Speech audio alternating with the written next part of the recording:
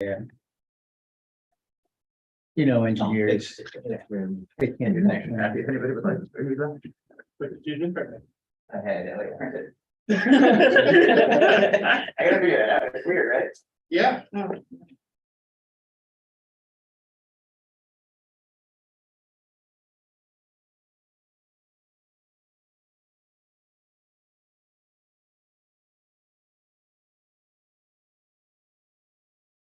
No, I wish one thing that's like when they have do a presentation, they somehow have the photos of all the people who are on participating somehow off the presentation screen. I think you can do You that. can do one. Yeah, or something like that. Yeah. Yeah. That's what they should do.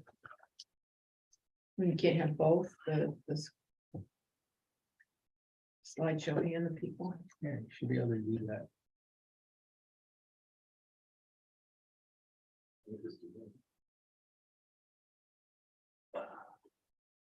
You can do that. This Right, is but then you Zoom. can't see the people on that are participating. What I'm saying, it'd be nice to be able to see people who are attending as well as not interfering with the presentation. Mhm. Like if it was a pen off the bottom or something. You can move it anywhere you want. Well, I just mean like. It's at the top right. It's the side-by-side gallery view. Everybody's view is different. You can position you anywhere you want. Okay, No, I meant like, you see how it's vertical, Yeah. if you're able to see everyone and parallel. Okay. Oh, okay. You just move that bar around and you can reshape it any way dimensions you want. right, but it will still be over part of the presentation when you're making the presentation. That's why you should design the slides that have the box of the camera shot. Now, we could do that too. Seems like more work. But that's like painting. Yeah.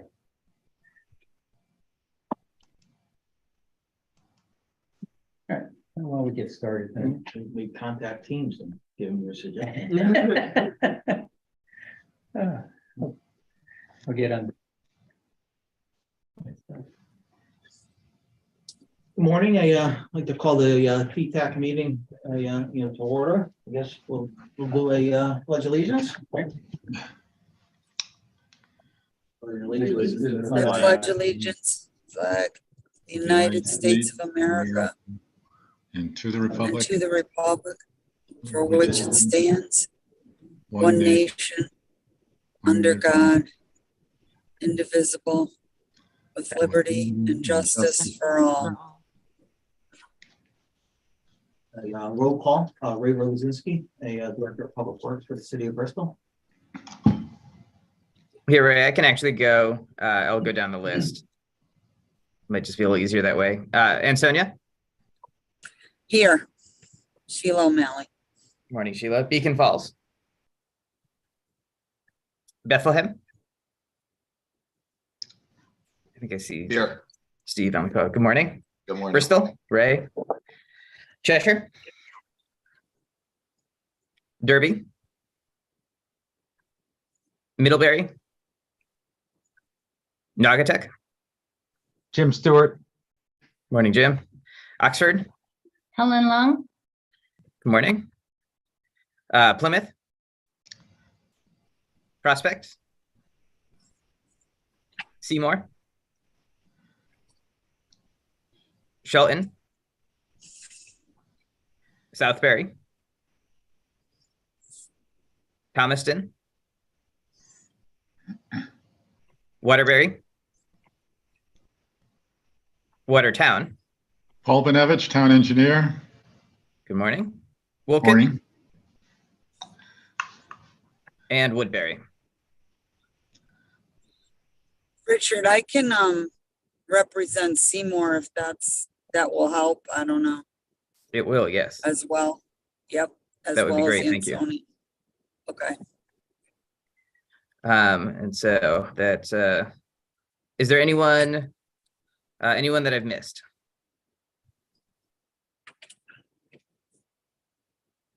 Okay. So I assume we Thank don't you, have a Rick. full formal. Excuse me, quorum. Richard, one thing, my new Public Works Director, Jerry Lukowski, just wants to listen in. Just 'cause he's new on the job, he just wanted to get acquainted, but I'm here for Watertown otherwise. Excellent. Great. Good morning, Jerry. Morning, Rich. So we don't have a formal quorum, I guess we'll still go through. as Yeah, I we did. mean, So, again, this is there- is a more of an informal Yeah. committee anyhow, so just to get a sense of I also saw Sarah Radesi from Condot's on the line too, I think. So is there Yes. a motion to approve the meeting minutes from September 7th, 2022? So I'll moved. make a motion. Oh, Yes, that's a So move. there's a- Second. There's a motion and seconded. Any discussion? All in favor? Aye. aye. Moving on, introduction of new NVCOG staff. Why are you looking at me? I don't know any of these people. I don't either. Well, I mean, we've been hiring quite a few people. That's First- Elliot. I was going to start with Elliot. Just want to introduce Elliot Wareham. He's the new transportation planner one, I guess. Yeah, recalling him. Yeah. Our titles are always keep changing, and he just started a couple, 3 weeks. No, About over a month ago now. I'm over a month. Yeah. Time flies when we're having fun.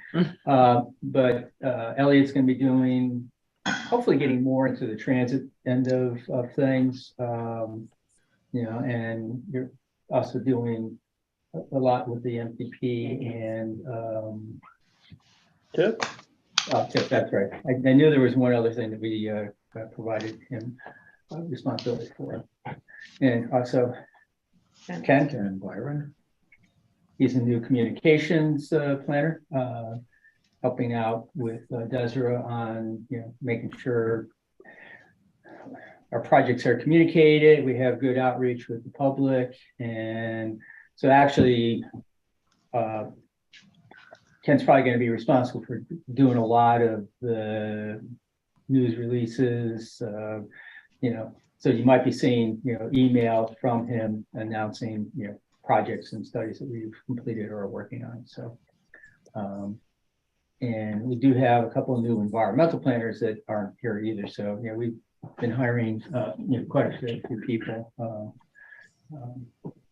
One of our environmental planners can be more into the brownfield side, and the other is just regular environmental planning.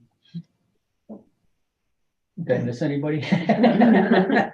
Thanks for the introduction and to NVCOG staff. Welcome to have you on board, and we look forward to working with you. Honestly, NVCOG has always been, a resource to the region. Certainly I can speak for Bristol, have always been a resource, and we appreciate your assistance. Just moving on, transportation planning, LOTSA, Mark and Rich, and Karen, financial plan. Yeah, I think Rich will handle the update. Yes. Yeah. Sorry about that. We missed the top of this slide. So just a quick update on the project count here. As of the end of last month, we have 40 total projects underway in some state for just a little bit more than 113 million. We've finished one project since the last update and moved 2 new ones into the construction phase. And if you go one more. So we modified this chart a little bit. We don't need to go all the way back to the beginning. So this starts with fiscal 2016. After our cash flow meeting with the DOT, as well as a review of some project timeline changes and budget changes, we are predicting a better financial situation than we had originally thought. We don't go, we actually don't even push against our total allocation until the beginning of fiscal 2027. This chart does not take into consideration that the department is going to be asking for bigger LOTSIP allocation for the state, which would also translate to a bigger allocation for our region starting next year. And that extra $1.5 million or so on top of our standard annual allocation would likely wipe out that deficit in 27. So as always, we are in a really good spot. We've programmed aggressively, and we would like to continue to do so. Any towns that have projects, please bring them forward. We know with between delays and cost changes and the potential for additional funding under some of these new programs, we want to make sure that we keep pushing right up against that total allocation limit. Just to add to Rich's status report, we are working with the department about completing some audits, because right now, as you can see from the previous chart, we have 13, 14 projects that have been completed. And the way the program works, the state provides the low bid amount plus 20% to cover the incidentals, contingencies, and others. So we tend not to spend all that money that is provided, and a lot of that is just sort of sitting there in towns' accounts, and we're trying to get the department to expedite sort of a closeout of the project so that money could then be returned back into the program. Yeah, right now we have just about right 5 now, million. Yeah, it's a lot of money that is sitting there. And this is going back since the inception of the program. The first project the region did was Southbury River Road Bridge reconstruction. That was done, I think, in 2016, and they still haven't closed it out. And so that money is just still sitting in the town's account. So we're working, trying to get that money back into the program, because, again, we have been very aggressive in getting projects programmed, initiated, and built, and we want to continue that. And in order for us to do that, we need to make sure we have sufficient resources.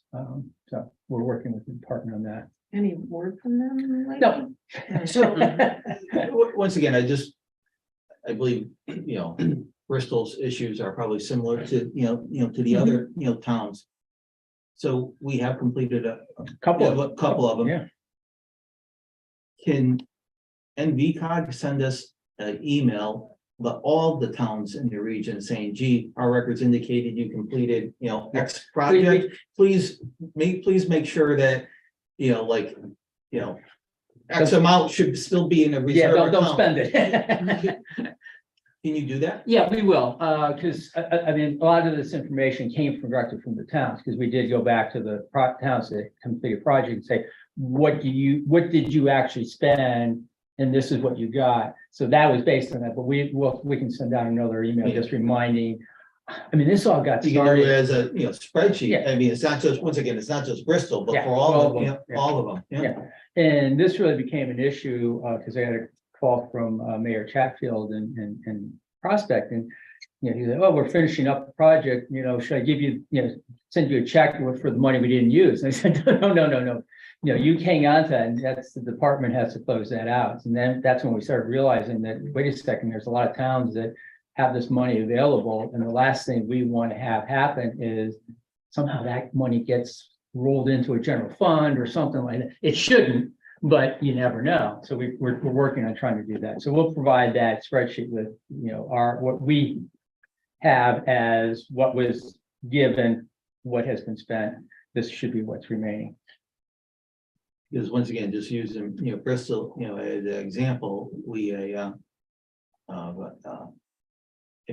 there's certainly times when we formally review what comptrols and that project is done, close it out. But then there's other times I turn around and they close out projects that are even, active. So they, that would be helpful. Like I said, I'll just forward it and make sure that the money's still there. And once again, I believe a lot of communities will be in the same. Yeah, because again, the first one you guys completed was the signal upgrades, and I think you were given like 475,000 for that, and I think the project came in only like at 350 or something like that. So yeah, we'll do that. And So thanks for the financial, update. Next item is a current TTAC, lots of policies.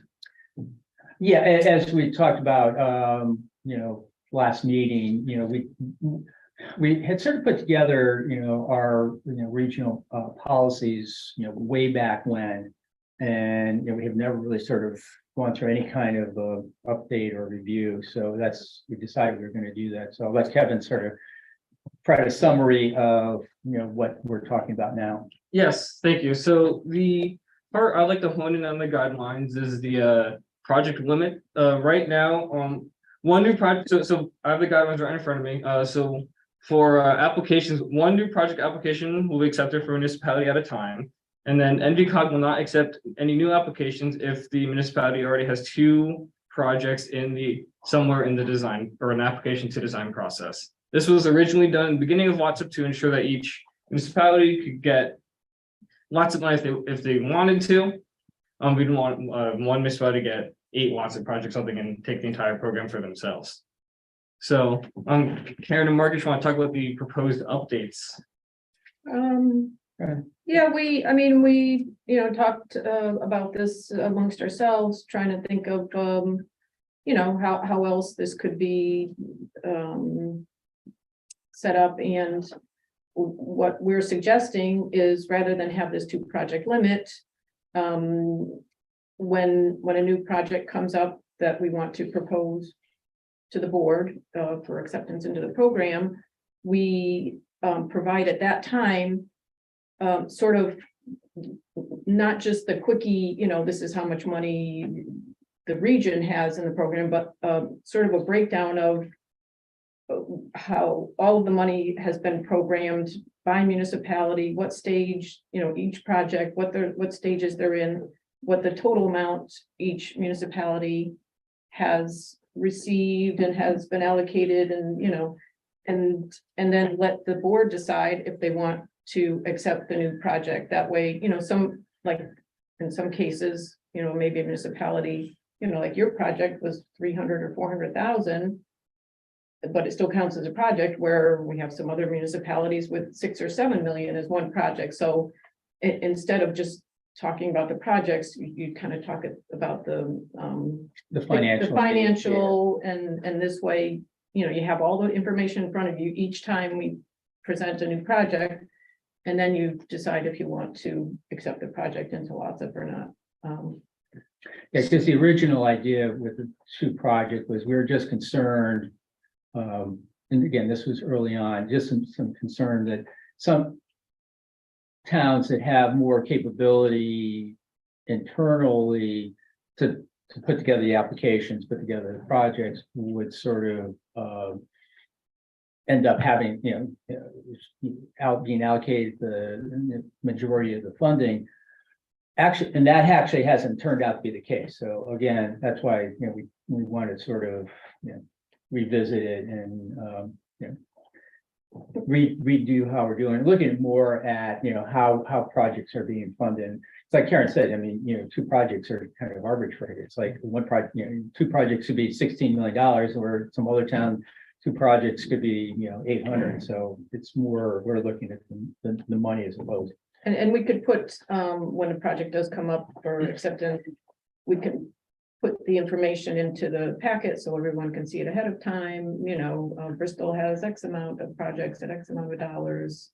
Waterbury has this amount, and then at the meeting, you guys can discuss it or whatever the need be, and go from there. So this is an item that I feel pretty, strongly, about, and honestly, kind of give my thoughts, and then not to put anybody on the spot, go through each town and have them, comment.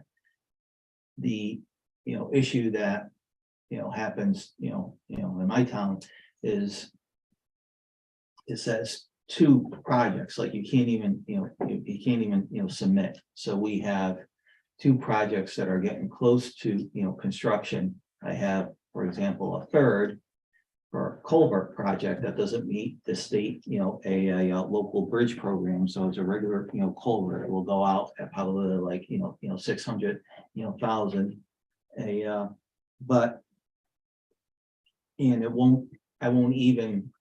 I'm not even scheduled to go to construction until 2025, because otherwise, if I dug it up now, it's on a detour for a major DOT project, in town.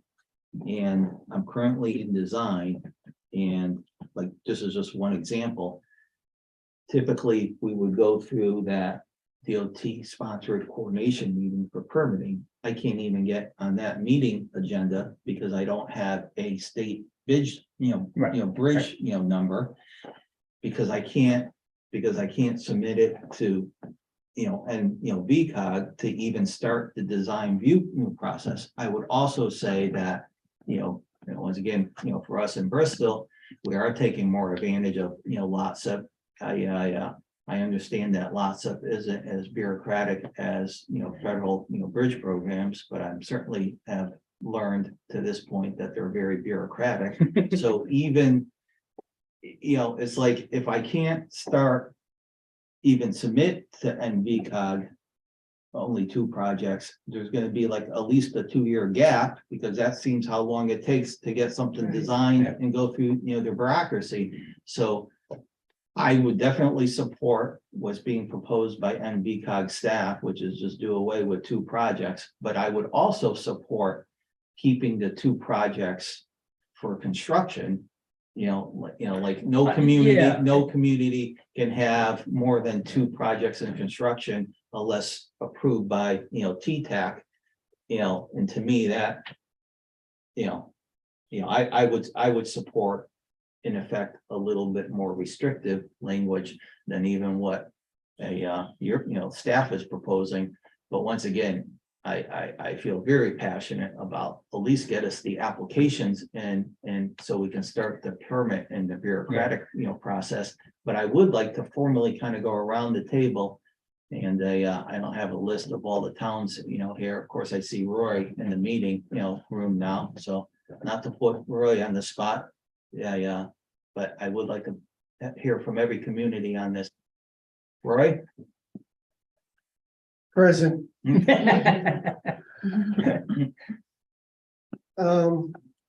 Sitting here thinking about the whole conversation, I remember when we first started TTAC, when we first started LOTSIP, we implemented the 2 project rule as Mark indicated, out of the fairness thing. We were concerned that some municipalities had overwhelmed the system and some municipalities would not be represented. I don't recall there was any discussion about the dollar value of the project. No, not at that time, no. I don't recall that there was any other discussion about the distribution of funds or what it was a fair allocation, whether it be based upon population or dollar value or that sort of thing. We're just kind of feeling our way through the whole thing at the time. Yeah. And I'm sitting here trying to figure out the curveball that Mark threw there. We've got $5 million sitting there in unaudited fund, if you will. When you say active projects, does that count against the 2 active projects if they're sitting there unaudited? Because technically they haven't been closed. No, that wouldn't do it. The intent with this was once construction was completed, then that means another application could have been considered. Right. Not that it was audited, but that the town actually said, oh yeah, we completed that project. Substantially completed, because we know sometimes that lingers on, things happen. But no, that wasn't gonna, that wasn't going to, count against you. If you had a project completed, if we hadn't been totally closed out by the state, that wasn't going to be part of that number. No.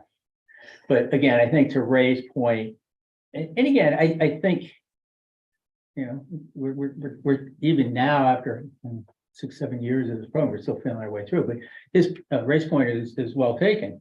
If he can't even get some of the preliminary work that he needs to do for a new project going because, he doesn't have a number or something like that. And that's the one thing we don't want to do is delay a project for really no reason at all. So no, we don't. I'm trying to mentally figure out the interface because lots of won't cover any of the design. Correct. Covering the design costs, but it impedes, like, specifically just take this, one, culvert, we can't I can't move forward with a quote unquote kind of an expedited DOT sponsored coordination meeting with, Deep and Army Corps. I can't even get in the room unless I have a state project number. You want to be shovel ready for when the money's available. So, and that's something we hadn't anticipated. And so in the bottom line with this is our sort of concern really was unfounded. It turned out that I think we have a fairly good distribution of projects throughout the region. Yes, there are a couple of towns that haven't taken advantage of the program yet, but it's not because they don't have access to it. In other words, because, another town has taken up too much of the funding. So our initial concern that led to this kind of a policy really wasn't found, didn't come to fruition. So, we think it's a good opportunity to change, and let's not worry about the 2-project limit, but we do want to maintain, sort of that financial overview. We don't want to go to a fair share kind of a breakdown, because that actually always causes problems. Yeah, that's counterintuitive. Yeah, and but we do want to be aware of if a project is the Thomaston project is just a good example. I mean, that turned out to be a $7 million project, that was much higher than we anticipated when it was first put on the program. That's what we have to sort of just keep in the back of our mind, that and we're not going to restrict Thomaston from putting in another project, but hopefully not another $7 million project type of thing. Yeah, well, that's always been one of the difficult parts of this board, the fact that once a project gets in, it's very difficult for this board to say no to even significant price increases. I can only think of once that happened in 7 years. Maybe I'm wrong. That's kind of the dynamics, and that's just the reality of this type of committee. I'm wondering about, and just throwing ideas out there to address Ray's concern, and it's valid concern. I think going forward, it may come more and more. Maybe we can start thinking about actually a 2-tiered approval process. First, the initial tier is getting it in, get provisional approval, saying that the town, in this case Bristol or Waterbury, can proceed with the design of the project with a provisional, the fact that a caveat to say it'll come back to the board. That way we can at least get it in the pipeline. And then once we have a better number, because the conceptual numbers we get sometimes, as Carrie knows, are sometimes is way off. Yeah, I mean, we try to do our best to prevent that, but it still happens. I'm wondering if it would be too clunky, or if it would be feasible. We have a provisional acceptance. We can get it in the pipeline, we can get the design done, and we have a much better number at that point. Then, this committee votes on the real number, if you will. That could be one way around it. It introduces another whole layer of complication here. But the other plus side of it is, maybe the TTAC takes a look at it and said, well, this really isn't the highest and best use for the lots of money, but maybe this belongs in the bridge program or any of these new pots of money that are coming down the pipeline right now, which granted interferes with the local approval process, because when we put together our capital plans, the 5-year plans, they want to know a funding source. I'm just throwing ideas out there for discussion, but I think we need to get these things in the pipeline. We don't need to hold them up. But it's always bothered me, the fact that we're not, when we approve a project, we're not necessarily voting on a real number. Some of them are way off. I think we need a better handle, and this may be a way to address Karen's concern when I remember we talked about this a few years ago, the fact that the numbers were so off. Yeah. And maybe that's where we as an agency can provide a little bit better because we do now have access to the Condot's estimating tool, right? Mhm. And Kevin is learning that, much more, you're getting really pretty familiar with that, right? Mhm. So I think maybe that's one of the things we'll maybe ask, instead of just having a pre-application, it just gives a kind of a general description of the project, that we need a little bit more detail that we can then run it through Condot's estimating tool to come up with that number. So instead of relying on the town's number, we develop a number that is more reflective of, what Condot would, how they estimate projects. And that way we get better estimates that we can make a decision on. Well, but now you're talking about, this is a pre-application, so you're not putting a big Understood. effort into the concept for it. Right. You kind of have to be careful because, okay, do we want to require all this work to be done just to do a pre-application?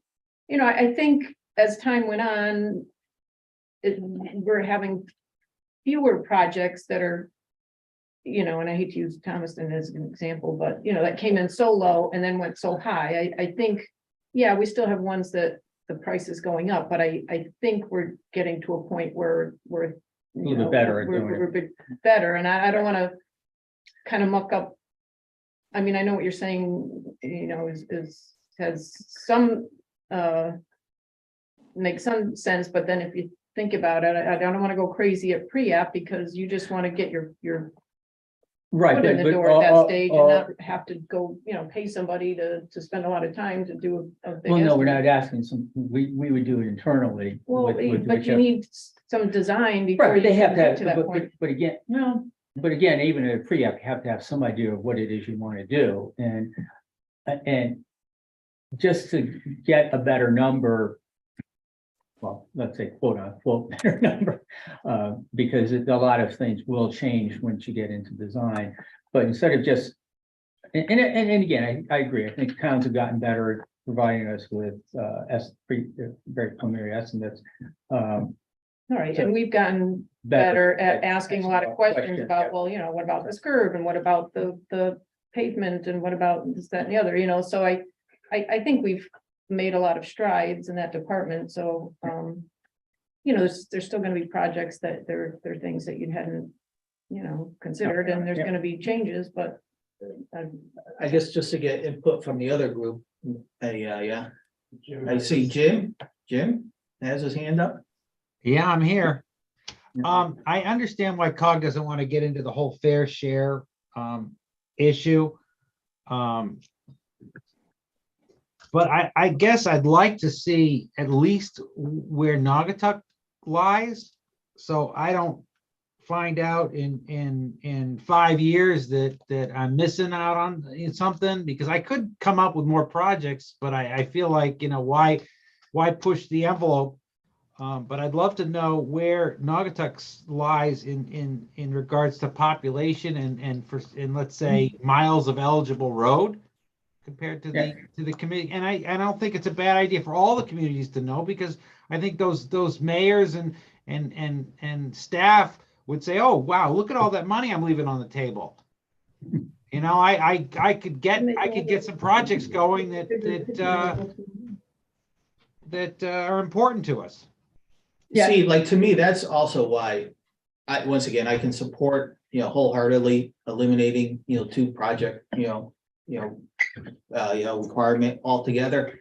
But that's also why I suggested, like, keep the 2 projects during construction that in effect, so we could plan as a community, because otherwise I'll come up with projects and I'll, we'll push, we'll be much more, aggressive. It almost like protects, but it almost like protects the communities from themselves, and to a certain extent protects TTAC, because in all fairness, TTAC doesn't say no, too often. If you truly do away with the 2 project, rule, it does mean that at a local level, you run a high risk of doing capital planning, counting on LoSup projects, only to have them, be denied at the TTAC, level, as opposed to at least keep the concept of 2 projects during construction with the caveat, you can always come back and ask for a third. And quite frankly, at that point, it's up to the community to make the case, for the third. And quite frankly, some communities may have a good case if, gee, I did a lots of project, that was 300,000 and, and another one for, 900,000. So, proportionally, yes, I did 2 projects, but, dollar wise, they're small, at least that kind of puts the burden back on the community to make a case to have more than, 2 active construction projects. But once again, I feel strongly about doing away with the 2 projects to at least get our foot in the door, because these projects are very bureaucratic from a permitting, environmental permitting, and so those are my thoughts. Yeah, and just to answer, respond to Jim, I think that's actually a good idea, and we've sort of started, we have some of that data already, put together, I'm sure you do. Look, we can make that available to everyone, where we'll look at a, listing of the towns, population, and how much, the value of the projects everybody has submitted, so you can see who, has, requested lots of money and What phase they're in. and what phase they're in. And what we have done this kind of a fair share breakdown by population, but what Jim's point also is the eligible road mileage is also a good indicator that we, will pull together as well. Because I know in Southbury, that's always been their kind of problem, is they don't have a lot of roads that are eligible because it's mostly a rural community. So we'll do that too. So for the next TTAC, we'll have that pulled together. We'll send it out before the meeting and go from there. And just into your I think eventually we're gonna, once you blow the roof off this thing, it's gonna be an issue at some point. Yeah. And but that's what I was just going to sort of say, to your point, just to remember the purpose of LOTSIP is to, improve roads, rehabilitate roads, reconstruct roads that are the important roads in the town. It's not for minor maintenance types of activities.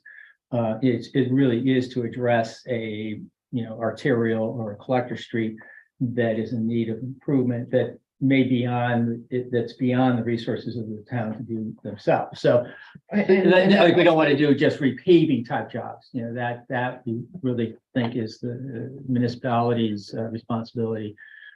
So hopefully, that's all, everybody keeps that in mind, that when they're putting together projects, it's an idea that it's an important road. It's more of a inner city, inner town type of a road, not just a local road that, only serves a small community. And roads that improve the region too, And, because have some obviously kind of people commute from one town to the other, so. Mark, I think that's an important point that you made there. There's lots of guidelines, I don't recall, do they explicitly call out collector and arterial road classifications? Yes, Urban collector. urban collectors, urban arterials. So And not rural? rural is, we can do a few rural roads, but it's really kind of limited. Because the LOTSIP mimics the federal aid program that was, way back when was referred to as urban systems. So it was roads that were in an urban area and on the federal aid system.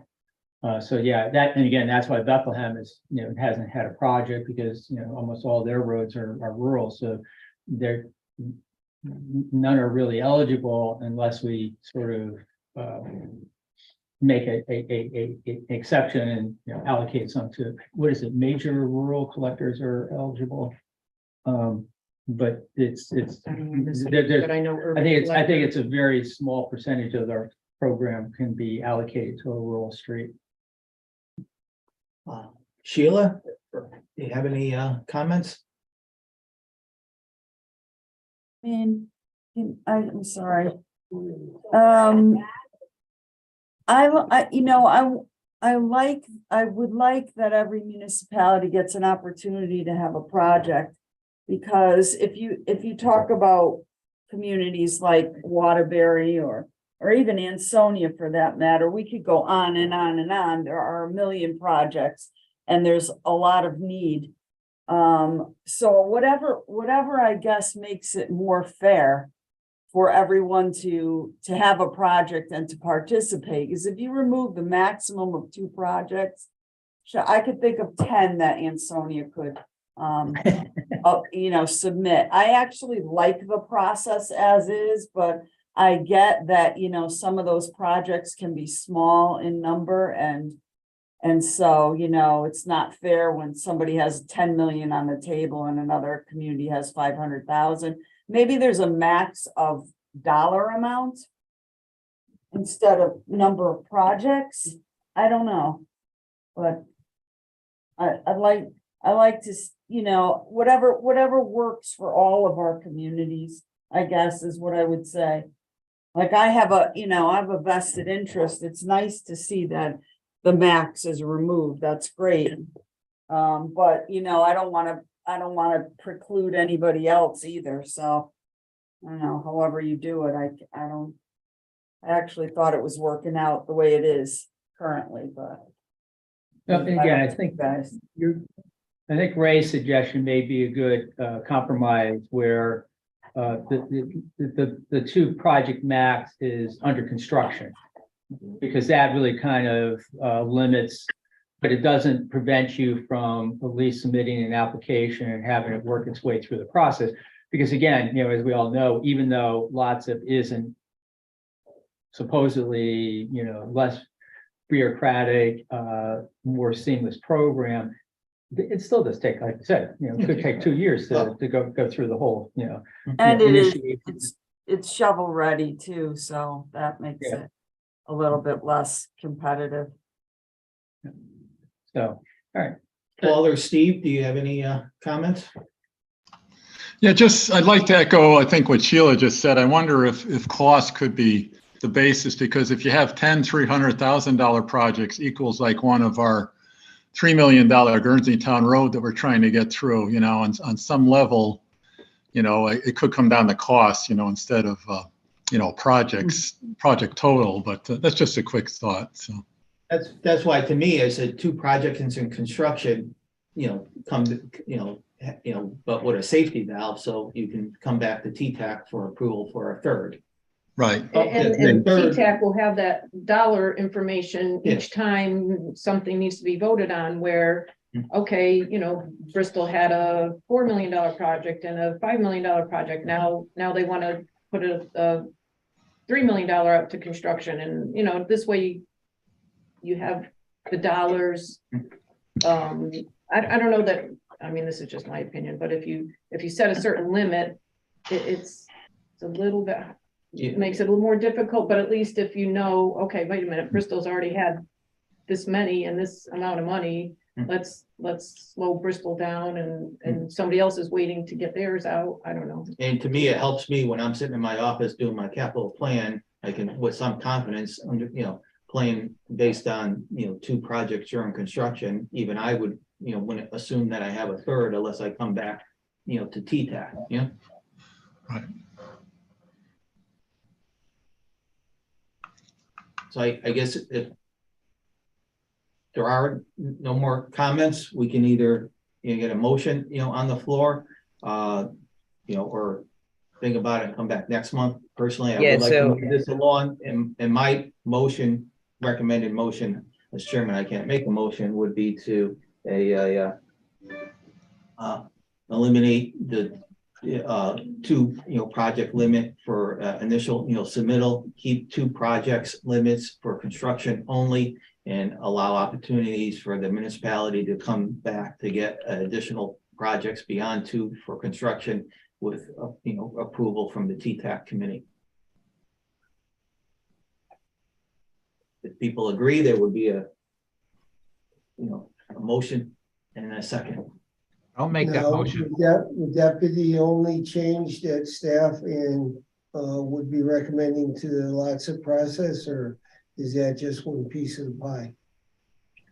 Would we want to state in the guidelines that each time a project comes up to vote, we're gonna provide, you know, all of the big picture of where everybody's at? I mean, is that something we should write into the guidelines, just so that it's, you know? Do we get a motion in a second on the floor and then go to discussion? Or do you wanna? I think you have a motion. I'll second the motion if it was made. Motion's been made and seconded. Discussion on the motion? We also talked last time, Jim Stewart here, about bridges and projects with other funding. So the way it is right now, and staff can, you know, NVCOG staff can correct me, that bridges are not eligible for LOTSIP. Bristol actually has to have one. It happens to have one that's been grandfathered in for years that we're finally, you know, moving, you know, forward, you know, on. But other than that, you know, bridges aren't eligible. And once again, that's the way I've been planning, you know, accordingly. It's stated currently in our lots of guidelines, the TTAC will give lower priority to bridge projects, which may seek funding through other funding programs. So it's not, we're not saying no to bridges, but they're the lowest priority. kind of, yeah. And paving is now out, correct? Only paving. Oh, no, paving, paving projects are always in. Again, we're emphasizing the need to reconstruct and capital improvement. Because we can allocate, you know, I think the state guidelines, I think it's 15% max for resurface, you know, purely just repaving. And we haven't had that as an issue because most towns are coming in. They want to do more than just, you know, putting, you know, a new coat of asphalt down.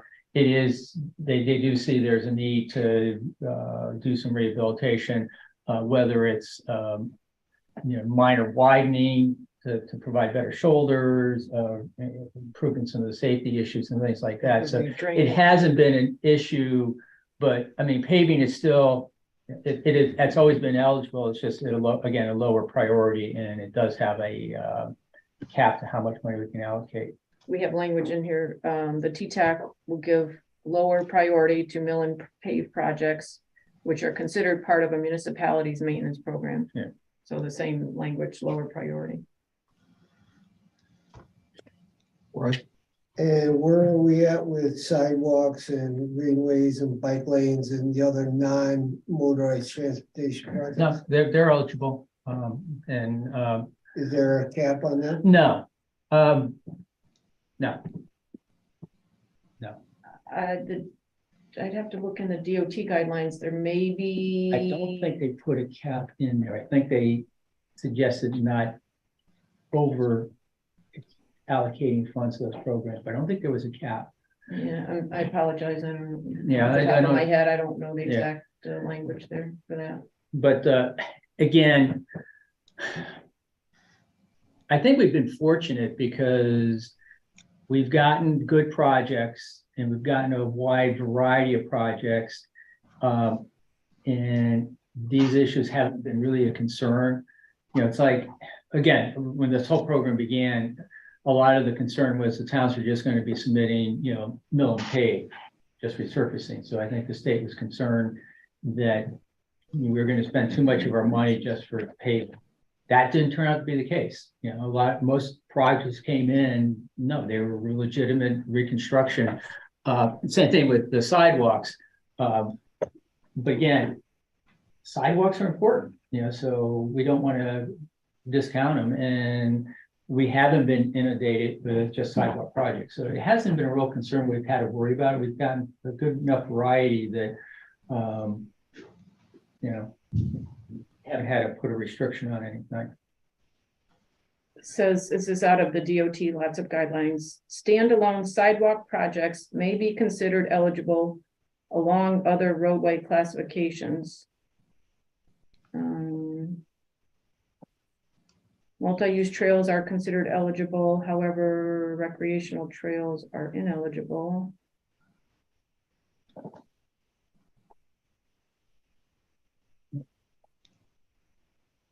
There's too much language in here for me to. So there is a motion, second in discussion. Any further discussion? All in favor? Aye. Aye. All again? Motion passes. And what we'll do is we'll revise the language in our, thing and send that out to everybody, and then, also present it again at the next meeting. Yeah, and Ray, I think if you're okay with it, just since we don't have a quorum for this meeting yet, maybe at the next meeting, we can adopt those revised guidelines as we, we'll prepare and send them out, and then we can adopt that next time. Okay. Just moving on. Lots of project Beacon Falls. Yes, thank you. So this current project is on Beacon Valley Road in Beacon Falls near the Naugatuck border.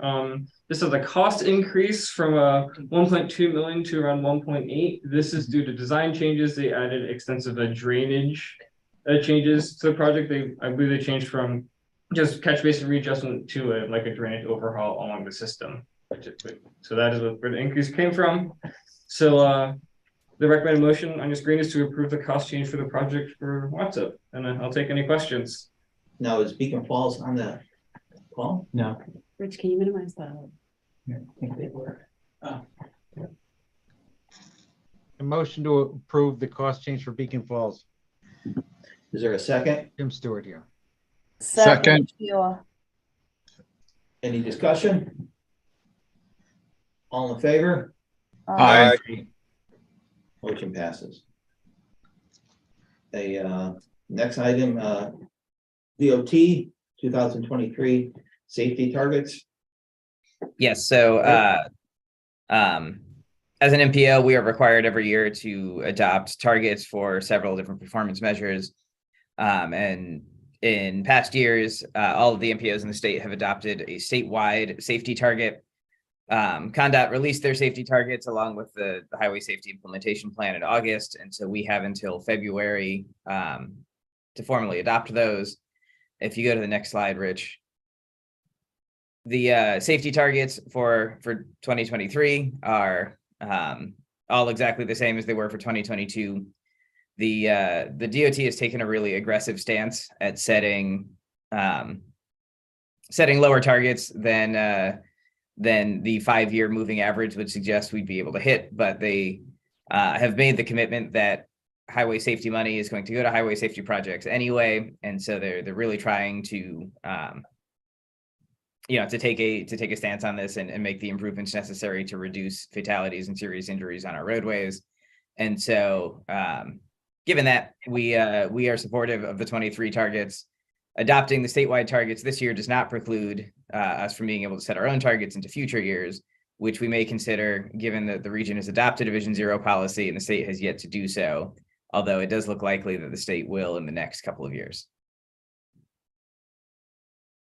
I just, question that I had is, certainly, a number of accidents, some of them are engineering solutions, some of them are not. So since TTAC is a technical advisory group,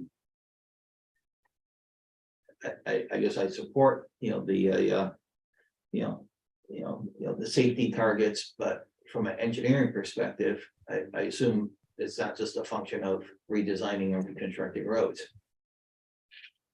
Yeah, and so Vision Zero as a concept is a very multidisciplinary approach. And so the state's Vision Zero Council, which has been working on this now for just about a year, created by the legislature, not in the previous session, but the one before, is going to bring a series of proposals before the state legislature in this upcoming session. Some are engineering based, but there's also a focus on enforcement, emergency response, and education, trying to take a full rounded approach to reducing some of these fatalities and serious injuries. So yeah, you're exactly right. It's not just engineering. We know engineering plays a big part, but is not the entire picture. Is there a there's our motion to approve on the table.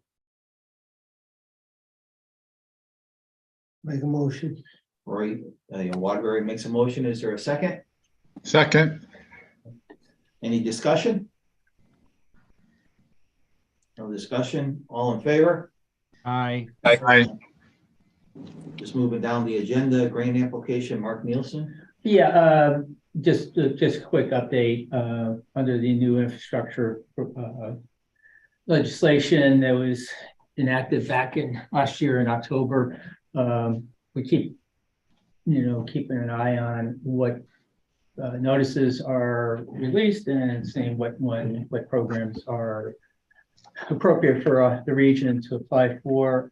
As we talked about last TTAC, we did submit an application under the Safe Streets for All program, and we're trying it's going to be a regional approach. What we did is we reached out to all the towns and asked for smaller, lower cost types of safety improvements, and we bundled them all into a regional program.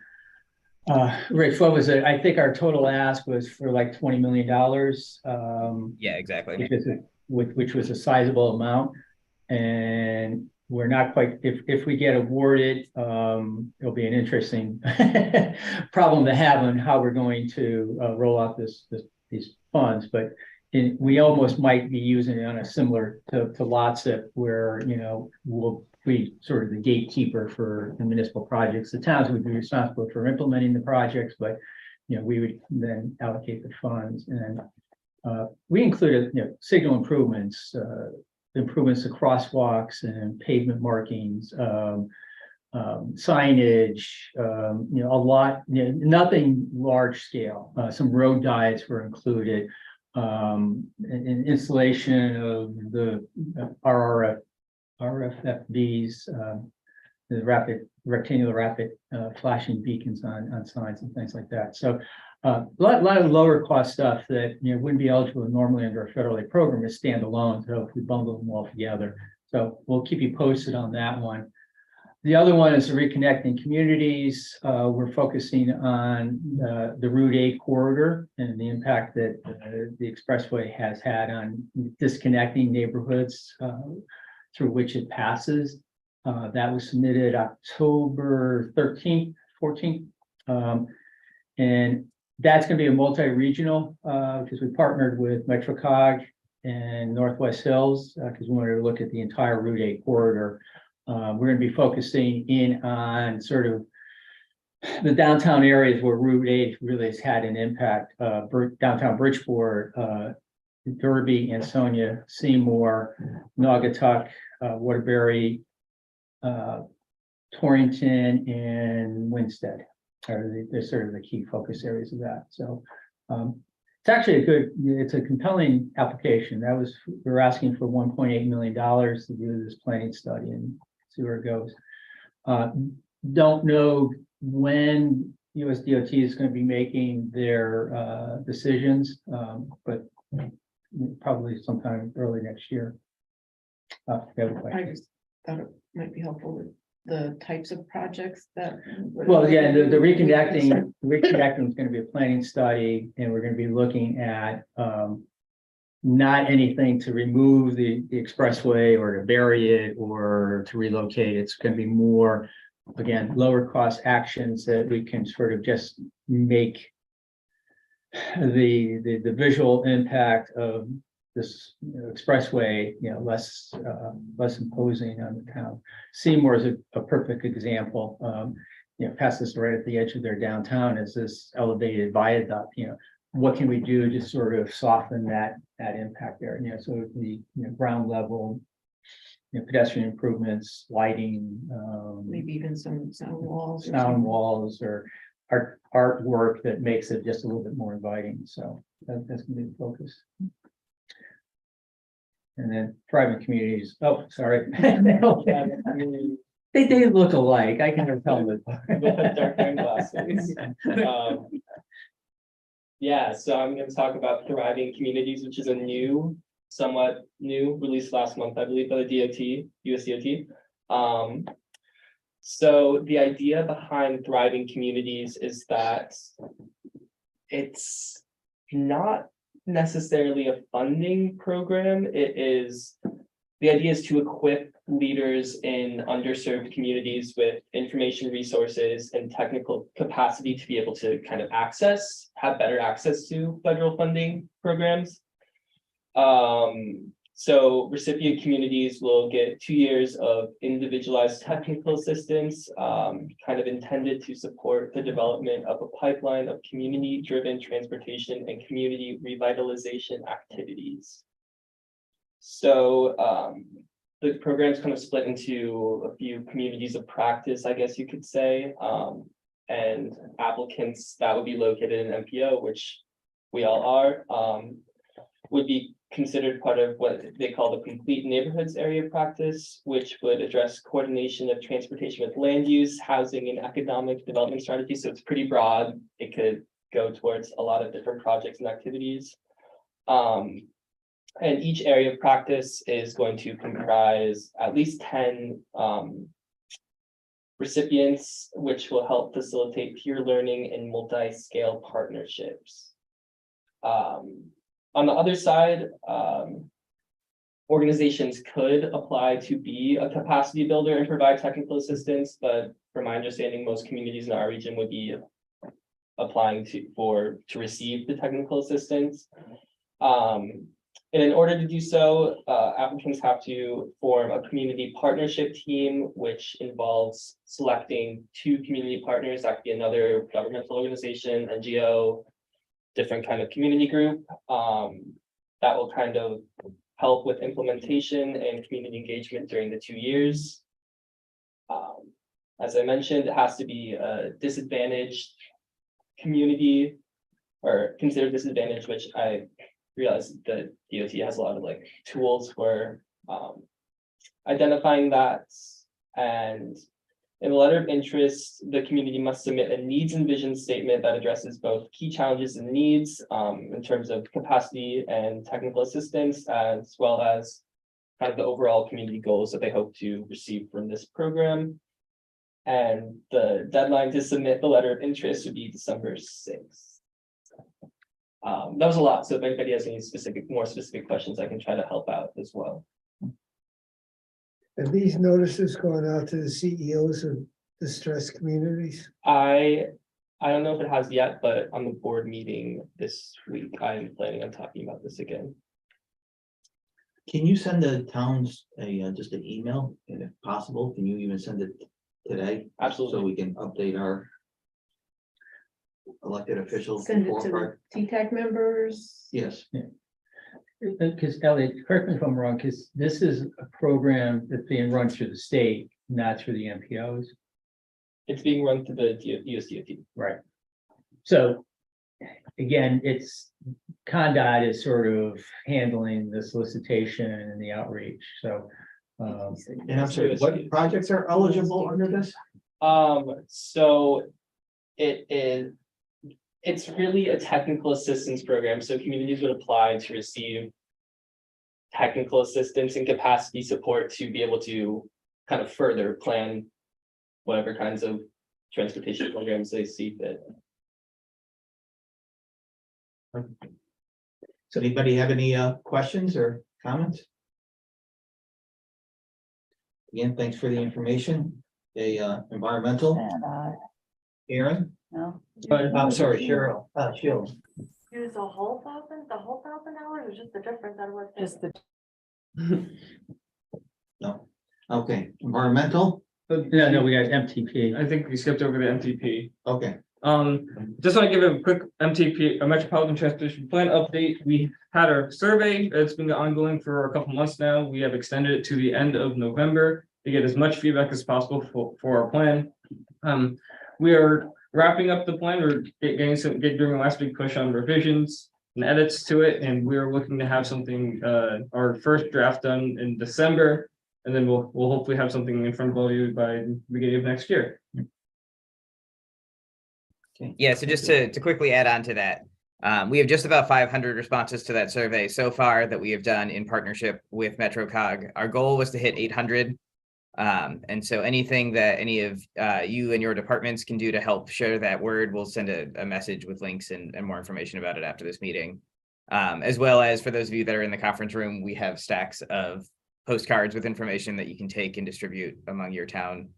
But yeah, so it is, it's very important to us to try and hit that 800 number. We'd really like to have a robust public engagement section in this MTP, and anything your departments can do to help would be appreciated.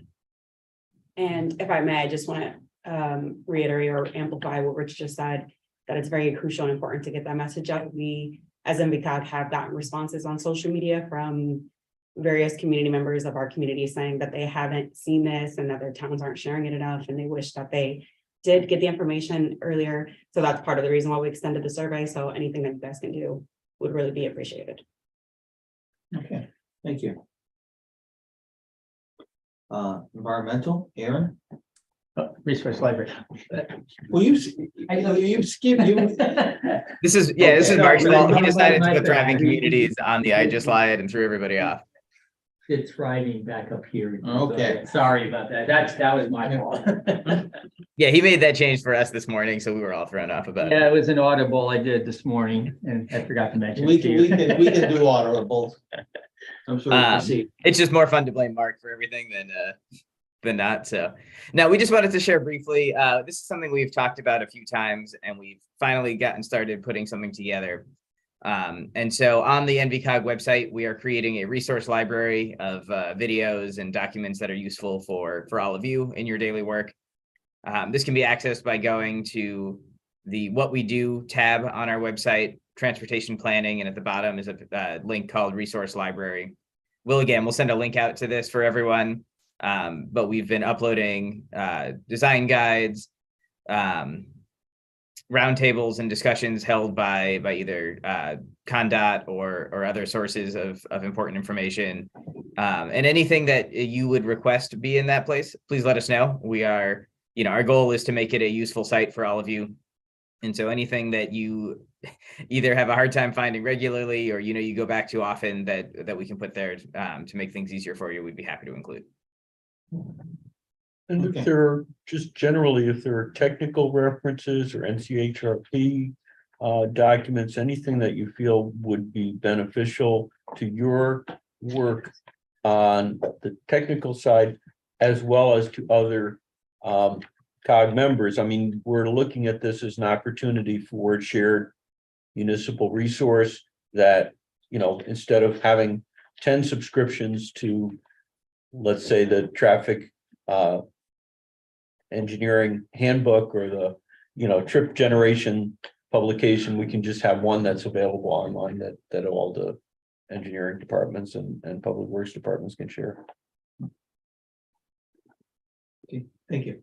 Mark, what's the next item? The 84 Route 8 new mix project, just a quick update, that DOT is working on what they call a PEL study, plain environmental linkages study. And again, the intent here is to look at the mix master and, see what is the preferred option for rehabilitating, reconstructing, replacing to some degree, how those two highways sort of interchange. It's an ongoing study. The website is listed there. It's newmixwaterbury.com. The study team just finished what they call round one, which was looking at some of the long list of possible alternatives. And again, the alternatives range from do nothing to a complete, replacement and destacking of the elevated structures. And we've had meetings with, we're on the PAC Project Advisory Committee meeting as the city, of course. And what we're emphasizing is, again, the local road improvements, making connections underneath the interchange right now to try to, link the east and west sides, north, south side a little bit better. And so there,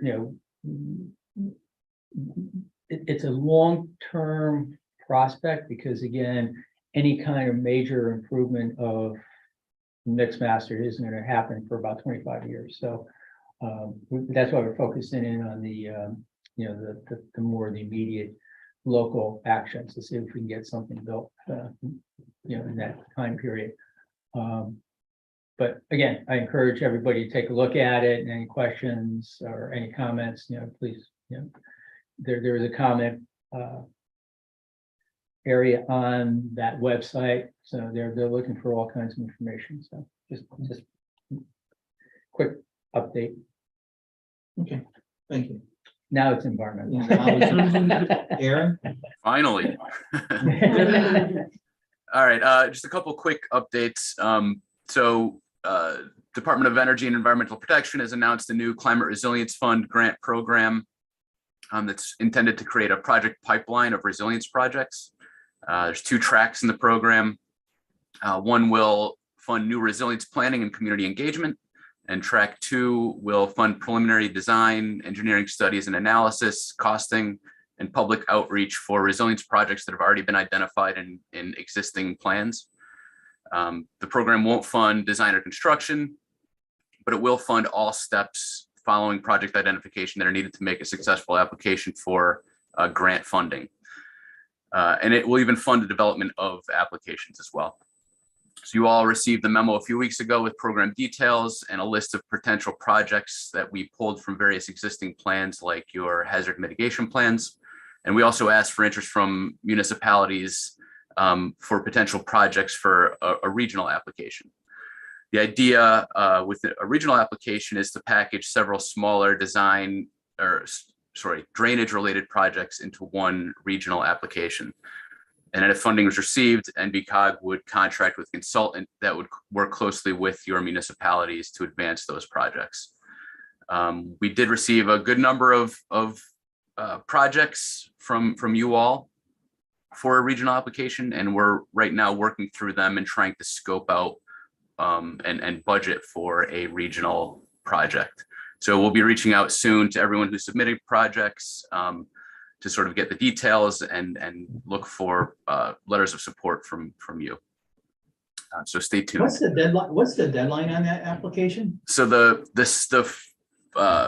track 1 deadline is the 11th of this month, and track 2 is December 2nd. So for the regional application we're putting in will be for track 2. So we have until December 2nd, which is still a pretty quick turnaround, but we're pretty confident we'll make that deadline.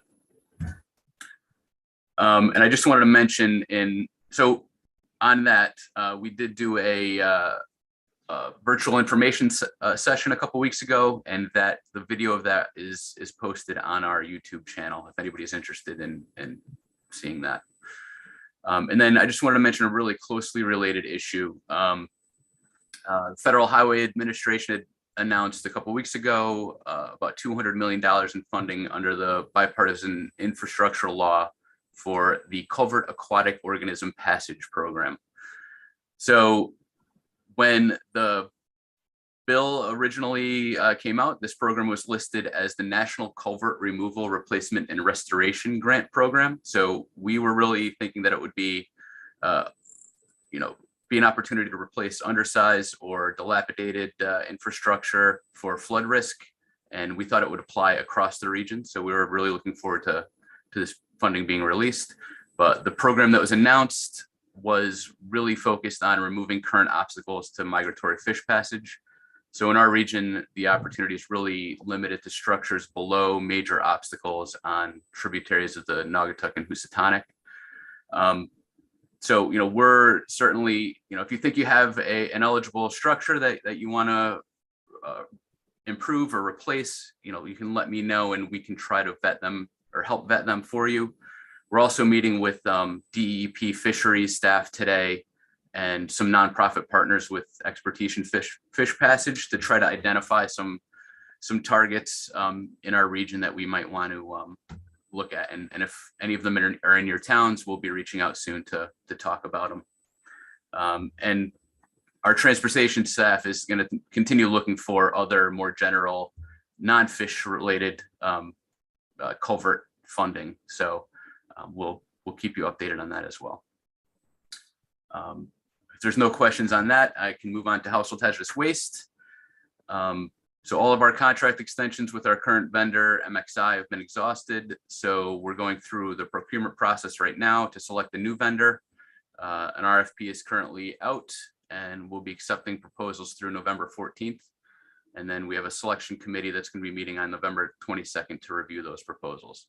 And we also have an upcoming household hazardous waste annual meeting on December 5th to discuss and finalize program details for next year. And then sustainable materials management.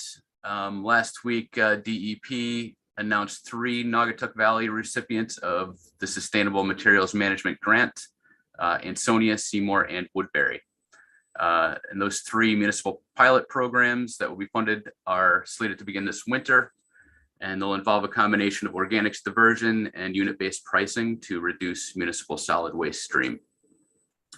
NVCOG was also announced as a grant recipient to provide education and outreach services to support those municipal pilot projects, and also to work with other towns in the region to encourage sustainable waste management. So if you have any questions on that program, you can reach out to Christine O'Neill in our environmental planning division here. And I'm happy to take any other questions as well. Thanks for the information. Anybody have any questions for Aaron? If not, thanks again. I'll talk to you about some of those items offline, just to take up everybody's time. Under a other, we have proposed 2023 meeting schedule. Yeah, so the only change here from previous years is we add back in a July meeting. We know that based on the timing of grant programs this year, it may be helpful to have the extra meeting over the summer. Otherwise, as always, first Wednesday of every month. Want to might as well go through and make a motion to approve. Is there a motion to approve the 2023 agenda? Already a motion made. I'll make for a second. motion, Sheila. Any discussion?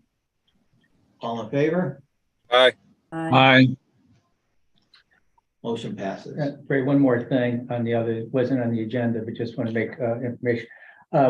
We maintain a on-call list of engineering firms to do the third-party reviews. And it's amazing, but we're done with, it's time again to reissue an RFQ for that list. So we just posted that, or going to be posting next day or two. So we'll be having an open solicitation for a 30-day period. Actually, technically, I think it's like 35 days. And then, so next meeting we'll bring back or get together with some people who to look at the list and select firms beyond that on-call list. So that's the thing that we're working on. I may be reaching out to members to see who would like to be on a committee to sort of review the proposals that we do receive. So Rich will be working on setting that up. And I don't want to get sidetracked or extend the meeting, much longer, but potentially even an item for the next agenda. The third-party review is not all regions do that. Our region does it, but correct me if I'm wrong, we do it because that's the way we interpret the DOT policy. I'm not even saying it's a bad policy. My ultimate question is, what is the true purpose of it? The COGs are required under the conduct's guidance to approve the design plans. And so this is our, I shouldn't say approve, but just to confirm or verify that the designs that are created by the municipalities are good plans and meet good engineering standards and address the purpose and need of the project. Our approach is to do the third-party review. In the guidance, there is a third-party review requirement, but it can be a peer-to-peer. We can do it internally. We can ask you to review Roy's plans, for instance. It doesn't have to be a specific third party. But we've decided that we're gonna be doing the third-party review with a outside consultant firm. And DOT allows the funding of that. Right, the funding is paid Is paid for under the lots LOTS program. And Once again, just talking for, Bristol's projects. Obviously, we see value of it. Obviously, one of our projects, it was, a significant input from, NVCOG Karen in particular. That really changed the way we approach, so we appreciate that. But then again, we also get frustrated because it slows down, the process. Well, we try to- So we don't want, yeah, we don't want, big picture comments like, why are you doing, we also don't want, 200 little, comments. To me, I look at it as like a overview to make sure that, we're not gonna get hit with a lot of changes and not doing anything that's, that's radically wrong. and understand, and we really do try to keep the process pretty quick. That's, we usually have only like a week to 10-day turnaround for proposals, right? Once we get the design. firm selected, and that's a quick process, we just ask them from the on-call list, or they've all been vetted, so we just ask them for a proposal, and generally. Yeah, we take the go low with bid. The low proposal, so it doesn't take long to get someone assigned to a project. And then we have a little kickoff meeting, and then we ask them to provide comments within 2 weeks. And then we have another meeting, the following week, and so it's a relatively quick process. I mean, you're gonna get some Crazy stuff. people who review, like to make a lot of comments, and other people who don't. It's sort of, I mean, we don't really direct people that, just make, comments on this or that. We give them a scope of work. But I think it's up to the individual as to how much, time and effort they put in and what they feel is important to comment on. So I think it would be kind of hard to regulate that to some extent. But overall, I think we all agree that it's been And value added. a value. Just one other quick note, which is during this solicitation for the third party, we are, as an agency, Desiree is our lead on this, strongly committed to a more proactive approach to diversity, equity, and inclusion. So if you're aware of minority contractors that are in the categories of DBE, women-owned business enterprise, minority-owned business enterprise that might not be aware of the solicitation that you've worked with or that you have locally in the towns, definitely give them a heads up to respond, because we want to make as strong an outreach as possible. If it's not, we know, and historically, there haven't been a huge number of responses from those firms, but we want to make sure that people are aware of it if they're, relatively smaller contracts that a firm of a smaller size could definitely take on. So just as a heads up. Yeah, and just to go off of that, we usually look at the state's unified certified, the UCP to go for firms, but we know that through experience, a lot of smaller businesses don't go through the hassle or don't have the means to maintain or stay on that list. So there are firms that exist outside that scope. So if you guys know of any small minority or women-owned businesses or firms, that'd be great to extend and to reach out to those as well. I just wanted to add, because Mark touched on, we use the on-call list to do the third-party reviews, but we also have had language in there that if municipalities want to hire from that list to design their lots of projects, that, we've already pre-qualified them. So you would just have to contact them and ask for proposals. It would still be a third-party review, though, I assume. No, to design, To be the designer for the project. be the designer, and then we would still do a third-party review. But the third-party review is. Yes. Yeah, Karen, Project. Yeah. Karen, Yes. if you could make sure in that language, it's got the inspection portion as well. Yeah. Yeah. We Yeah, hadn't because, thought about yeah, that. yeah. Because I don't think it's explicitly stated in the I don't RFP think so. or RFQ yet. But yeah, that's actually a very good thing to add. Yeah. Any other comments on third party review?